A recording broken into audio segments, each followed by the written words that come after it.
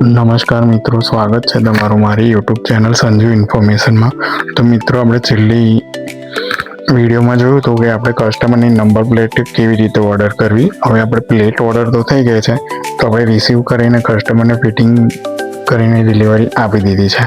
તો હવે ત્યારબાદ એની પ્રોસેસ શું છે તે હવે જોઈશું।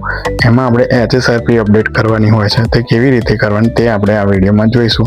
તો વિડીયો એન્ડ સુધી જોજો અને મારી ચેનલને સબસ્ક્રાઈબ ને વિડીયોને લાઈક કરી દેજો। તો આ રીતે તમારે ડિસ્પ્લે પર જે દેખાય છે તેમ તમારે યુઝર આઈડી પાસવર્ડ નાખીને લોગિન કરી દેવાનું છે।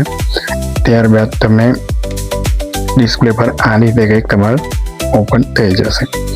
તો ત્યાં તમે ડાબી સાઈડ જોશો તો ફ્રોમ લખેલું છે, ત્યાં એના પર ક્લિક કરવાનું રહેશે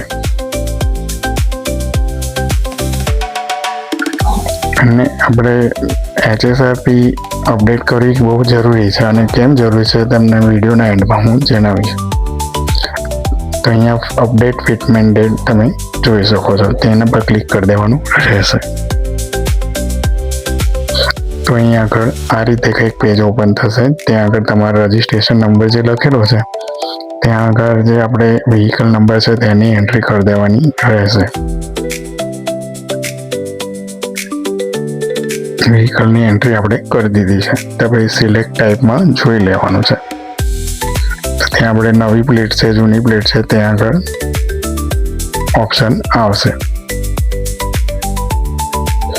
તો આપણે નવા વ્હીકલની પ્લેટ હશે તો ન્યૂ બોર્ડ પર ક્લિક કરીને શો ફોર્મ કરવાનું છે। તો આ રીતે કંઈક ઓપન થશે। ત્યાં વ્હીકલ નંબર, વ્હીકલનું મોડલ છે તે, વ્હીકલ કેટેગરી અને HSRP પ્લેટ નંબરના LID નંબર દેખાશે। ત્યારબાદ અહીંયા પર ડેટ આવી જશે અને અહીંયા આગળ તમે જોશો ક્લોઝ લખેલું છે, તેના પર ક્લિક કરી દેવાનું રહેશે। તો અહીંયા પર ક્લોઝ પર ક્લિક કરી દેશું।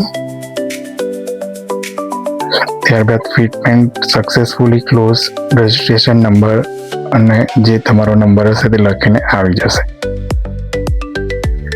ત્યારબાદ આ રીતે આપણે દરેક કસ્ટમરની ફિટમેન્ટ અપડેટ કરવાની હોય છે અને ફિટમેન્ટ અપડેટ કરવું બહુ જરૂરી છે, કારણ કે આપણે જ્યાં સુધી ફિટમેન્ટ અપડેટ ન કરીએ તો કસ્ટમરના ઘરે RC બુક પહોંચતી નથી।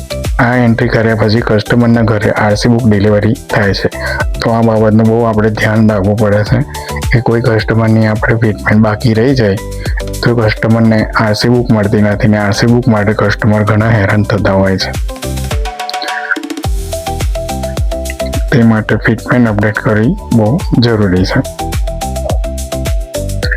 તો મિત્રો, વિડીયો તમને આ ગમી હોય તો વિડીયોને લાઈક કરી દેજો, ચેનલને સબસ્ક્રાઈબ કરી દેજો અને તમને RTOને લગતી કોઈ ડીલર એન્ટ્રીને લગતી કોઈ ક્વેરી હોય તો કોમેન્ટમાં જણાવજો, તો એના પર હું વિડીયો બનાવી દઈશ।